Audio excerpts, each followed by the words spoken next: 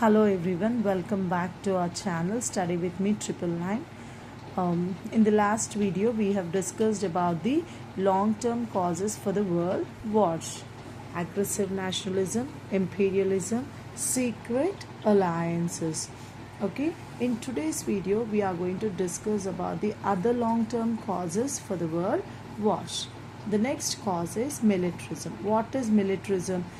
Militarism is the belief, ఒక నమ్మకం ఎవరిది, the six powerful countries Germany, Russia, Austria, Italy, France and Britain. What did they believe? They believe that by increasing their military power, okay, వాళ్ళ military పవర్ని increase చేసుకోవడం వల్ల, ఎక్కువగా చేసుకోవడం వల్ల, it is the best way to ensure security and to solve problems. Okay, so వాళ్ళ యొక్క problem solve చేసుకుంటానికి కానీ, వాళ్ళు సెక్యూర్గా ఉండడానికి, వాళ్ళ యొక్క మిలిటరీ పవర్ని ఎక్కువగా చేసుకోవడం వల్ల వాళ్ళు సెక్యూర్గా ఉండొచ్చు అని వాళ్ళు నమ్మారు. So militarism is the belief that military power is the best way to ensure security and to solve problems. So the military expenditure of six powerful countries were Germany, Russia, Austria, Italy, France and Britain. Okay, so they increased their military power 3 times.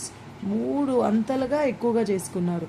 From 132 million pounds to 397 million pounds during the years from 1880 to 1914.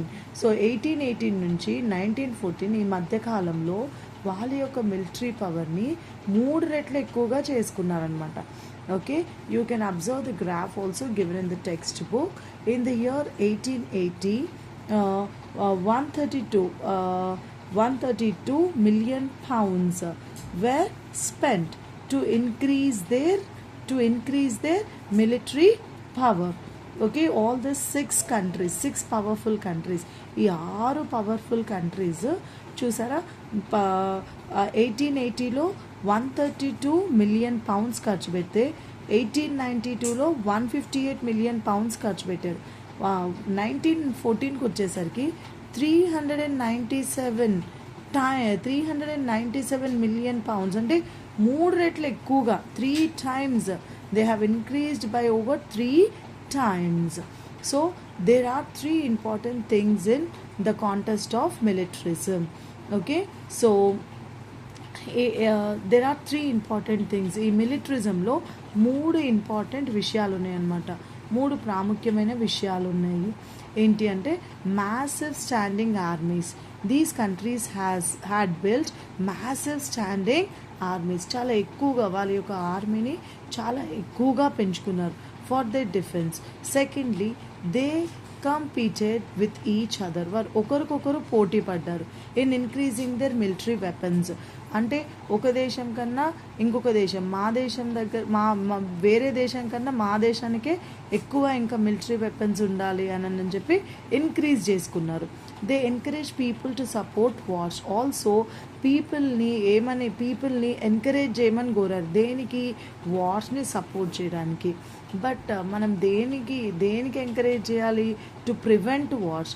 But these 6 powerful countries, they encourage people to support wars.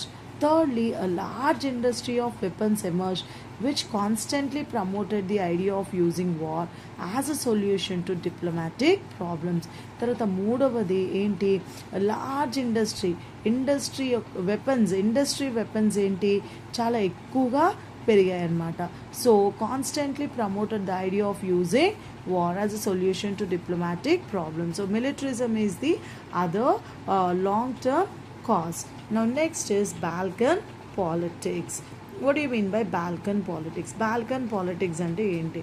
There were many small kingdoms in the Balkan Peninsula.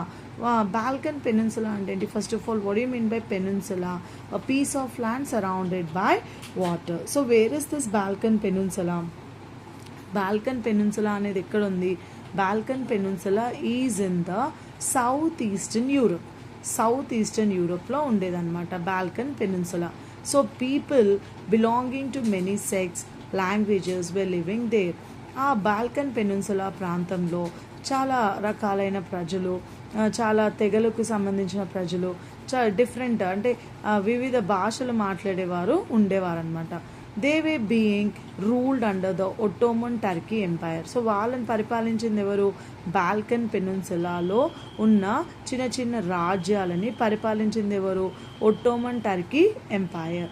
నా after the fall of Ottoman Turkey empire, okay, so when Ottoman Turkey empire was overthrown, ఎప్పుడైతే అది పడిపోయిందో ఆ యొక్క Balkan peninsula కొరకు, okay, ఆ region కొరకు ఎవరెవరు పోటీ పడ్డారు? Austria, Germany, Turkey, Russia competed for the supremacy over the area.